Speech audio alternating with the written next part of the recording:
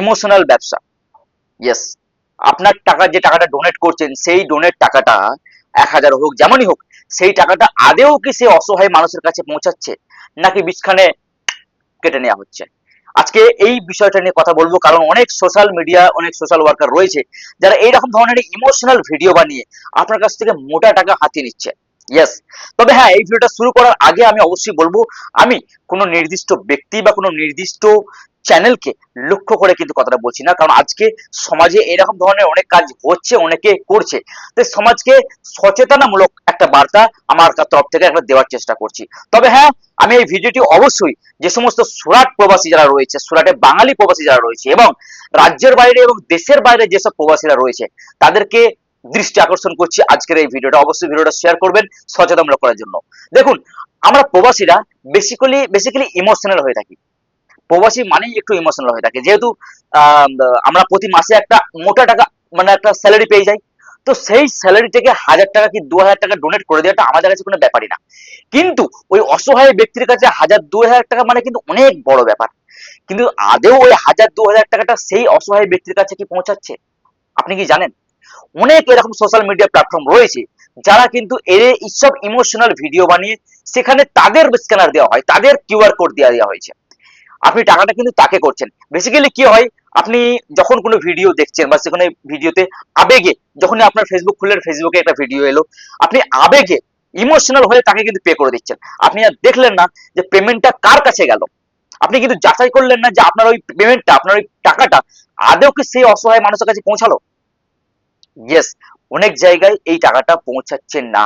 হয়তো এমনও হতে পারে যে আপনি তাকে পেমেন্ট করলেন, টাকা অ্যামাউন্ট হলো 3 লাখ টাকা, অসহায় মানুষটা পাচ্ছে 1 লক্ষ টাকা, 2 লাখ টাকা তার পকেটে, 1.5 লক্ষ, মানে কিছু পার্সেন্ট তার পকেটে চলে যাচ্ছে। পুরোপুরি যে টাকাটা আপনি মানুষ যেটা দিচ্ছে ওই অসহায় ব্যক্তিকে, কিন্তু পুরোপুরি সেই অসহায় ব্যক্তিটা পাচ্ছে না। এরকম সোশ্যাল মিডিয়ায় দেখতে গেলে অসংখ্য নিউজ পাবেন, অসংখ্য ভিডিও পাবেন যারা এইরকম ধরনের প্রতারণা করেছে সোশ্যাল মিডিয়া থ্রু। আমরা যদি দেখি অনেক খাজা বাবা, অনেক দাদা মানে দাতা বাবা অনেকে রয়েছে, অনেক মাজার শরীফ থেকে রয়েছে, কোটি কোটি টাকা মেরে দেওয়া হচ্ছে। রিসেন্টলি রাম মন্দির, কোটি কোটি টাকা, কোটি কোটি টাকার প্রতারণা করছে। সেখানে তো মানুষ ডোনেট করেছে, সেখানে তো মানুষ দান করেছে, 10 টাকা, 50 টাকা, 100 টাকা, হাজার, লাখ, যে যেমন সামর্থ্য ওই রাম মন্দিরের জন্য দিয়েছে। আপনি জানেন কোটি কোটি টাকা প্রতারণা করেছে, কোটি কোটি টাকা।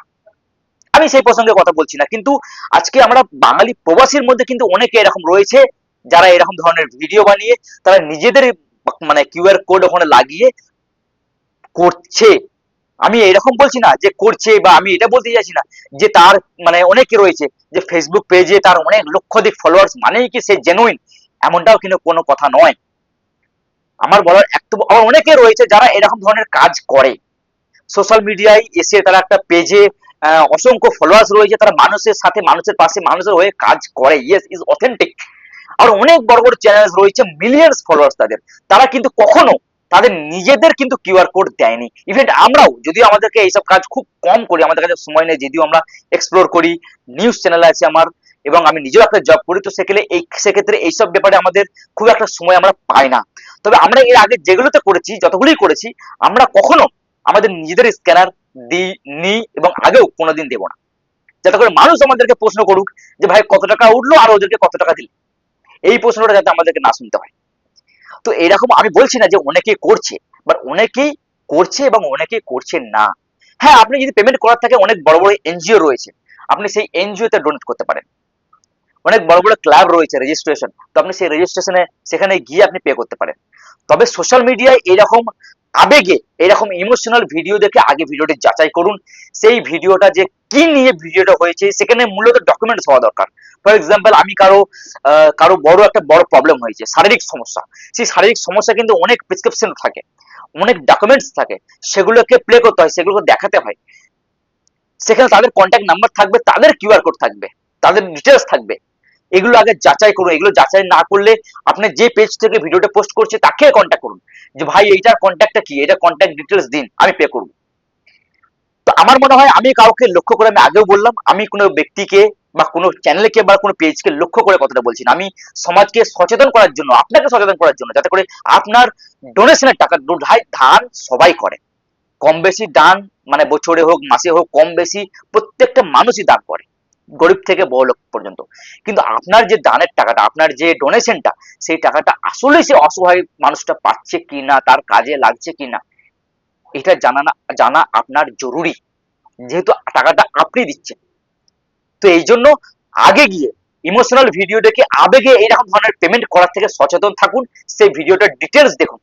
এরকম নয় যে সেই চ্যানেল থেকে পোস্ট করা মানেই সেই ভিডিওটা অথেন্টিক হয়ে গেল, সেই চ্যানেলটা খুব ভালো কাজ করছে, এমনটা কোনো কথা নয়। আবার অনেকে ভালো কাজও করে, আমি আবার বলবো। তো এই জন্য অবশ্যই আমি বারবার আপনাকে রেকমেন্ড করব যে এরকম ধরনের ভিডিও যখন আসবে আগে চেক করুন, যাচাই করুন, এবং টাকাটা কাকে পে করছেন সেটা আগে যাচাই করুন। যাই হোক, ভিডিওটি যেসব প্রবাসী দাদা ভাইয়েরা রয়েছে অবশ্যই ভিডিওটা প্রচুর প্রচুর পরিমাণে শেয়ার করুন, কারণ এরকম ধরনের ভিডিও নিয়ে মানুষের সঙ্গে, সাধারণ মানুষের সঙ্গে অনেক প্রতারণা হচ্ছে। তাই যে শেয়ার করে সবাইকে সচেতন করুন। ধন্যবাদ। আর একটা কথা, যারা আমাকে বলে আমি খুব ভাট বকি, আমি খুব বকি, ইয়েস, আমি সত্যি কথাটা বলি, এই জন্য আপনাদের ফাটে। আর আপনার ফাটলে আমার কিচ্ছু করার নেই, আমি সত্যটা বলে এসেছি আর সত্যিটাই বলবো। দেখি আমাকে কে রোকে। জয় হিন্দ, জয় বাংলা। ধন্যবাদ।